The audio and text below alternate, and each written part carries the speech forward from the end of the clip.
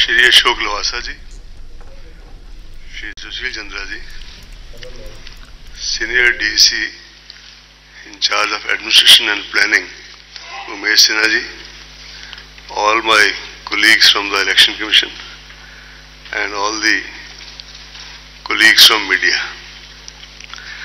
As you are aware, the 5-year term of the 16th Lok Sabha is due to expire on 3rd June 2019. Article 324 of the Constitution bestows the relevant powers, duties and also the functions of the Election Commission. While Section 14 of the Representation of People Act 51 provides for conduct of elections to constitute a new Lok Sabha before the expiry of its current term. Taking into account these constitutional and legal provisions, various judicial pronouncements on issues, the Election Commission of India has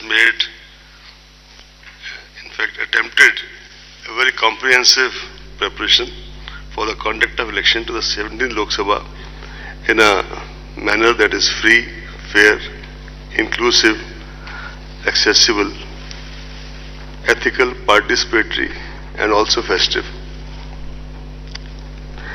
When independent India held its first general and assembly elections during 51-2, not everybody was convinced of our capacity to successfully conduct the exercise. In fact, democracies in the world, then numbering maybe around 40, most of them were very skeptical. But India, by conducting our elections, emerged as a, should I say, beacon light for the emerging democracies all over the world.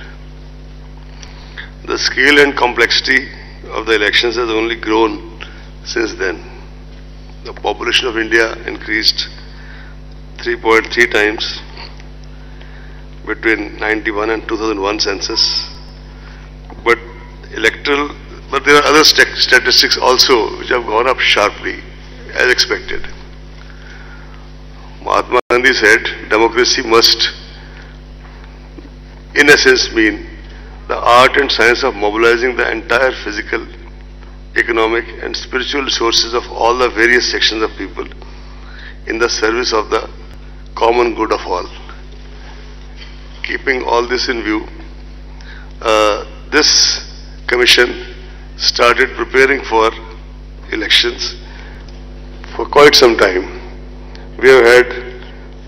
We started with organizing a series of meetings with chief electoral officers of all the states and UTs in order to review various aspects of election preparedness.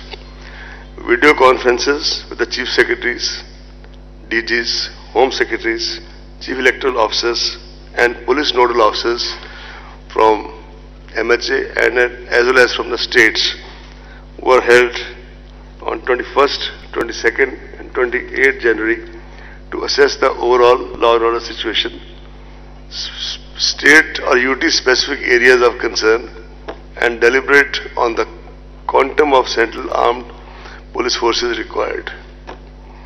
Several rounds of discussions were held with the Ministry of Home Affairs at the level of our officers, and we also had an in-depth discussion with the Union Home Secretary and his team. The Commission also held deliberations with several key departments, especially railways, in order to ensure smooth movement and facilitation during the conduct of elections. To get a first-hand knowledge of the status of poll in the states, we visited several states and UTs to review the poll preparedness.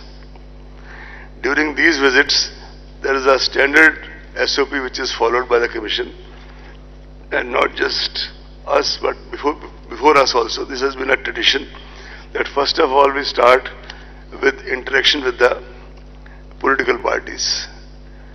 After that, we have the presentations by the CEO of the state, the police nodal officer of that state, central nodal officer from whichever CPF is designated for that state or UT.